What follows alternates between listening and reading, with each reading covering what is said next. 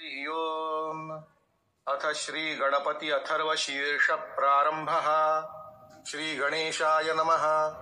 ओम भद्रं कर्णेभिः शृणुयाम देवाः, भद्रं पश्येमाक्षभिर्यजत्राः, स्थिरैरङ्गैस्तुष्टुवांसस्तनूभिः व्यशेम देवहितं यदायुः।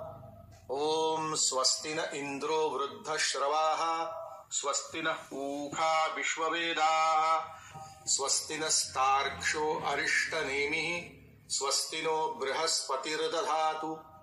ओम शांति शांति शांतिः।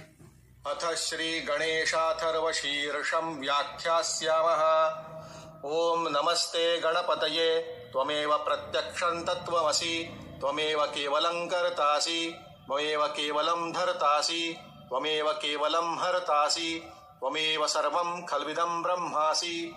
त्वं साक्षादात्मासि नित्यं, ऋतं वच्मि सत्यं वच्मि, अवत्वं माम् अववक्तारम् अवश्रोतारम् अवदातारम् अवधातारम् अवानूचानमवशिष्यम् अवपश्चात्तात् अवपुरस्तात् अवोत्तरात्तात् अवदक्षिणात्तात् अवचोर्ध्वार्तात् अवाधरात्तात् सर्वतो मां पाहि पाहि समन्तात्।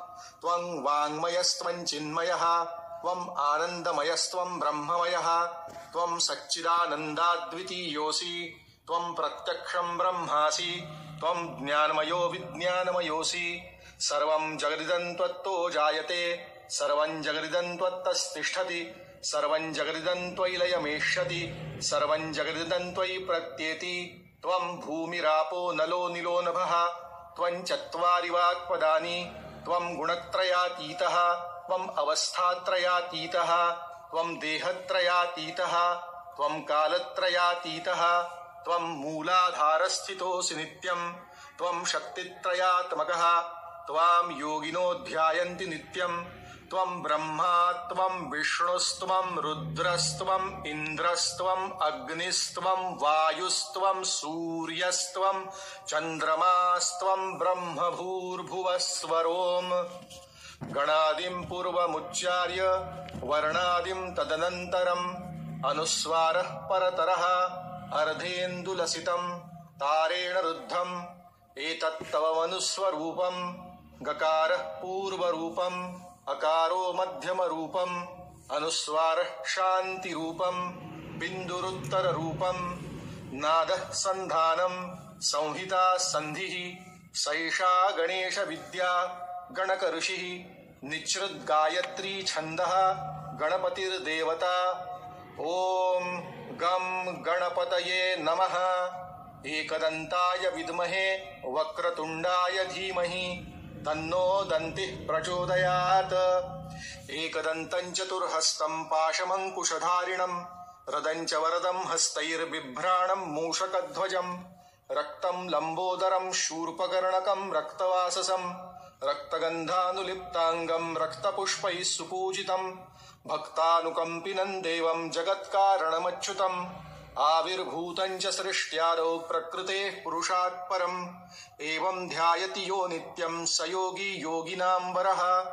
नमो व्रातपतये, नमो गणपतये, नमः प्रमथपतये, नमस्ते अस्तु लम्बोदराय एकदन्ताय विघ्ननाशिने शिवसुताय श्रीवरदमूर्तये नमो नमः।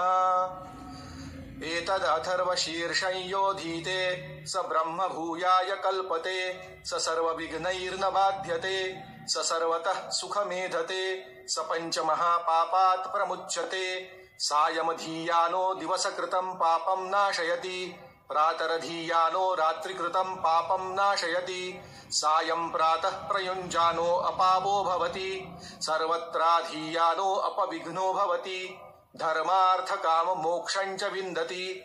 इदमथर्वशीर्षम् अशिष्याय न देयं, यो यदि मोहात् दास्यति स पापीयान् भवति। सहस्रावर्तनात् यं यं काममधीते तं तम् अनेन साधयेत्। अनेन गणपतिम् अभिषिञ्चति स वाग्मी भवति, चतुर्थ्यामनश्नं जपति स विद्यावान् भवति। इति अथर्वणवाक्यम्।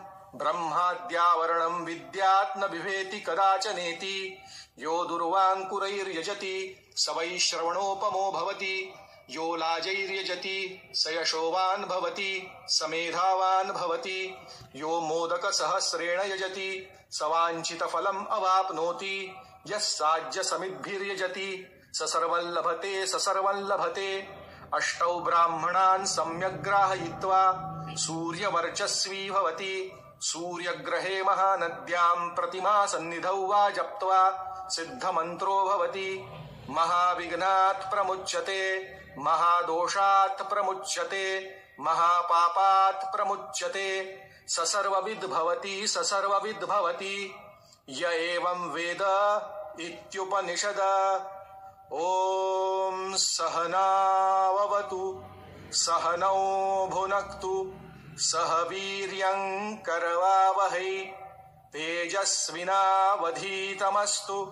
मा विद्विषावहै। ॐ शान्ति शान्ति शान्ति।